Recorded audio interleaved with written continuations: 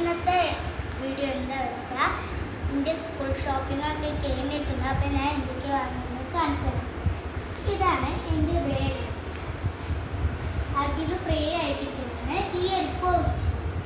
പിന്നെ ഞാനൊരു പേനയുടെ ഇത് വാങ്ങിച്ചിട്ടുണ്ടായിരുന്നു, ഒരു പാക്കറ്റ് പേന വാങ്ങിച്ചിട്ടുണ്ടായിരുന്നു.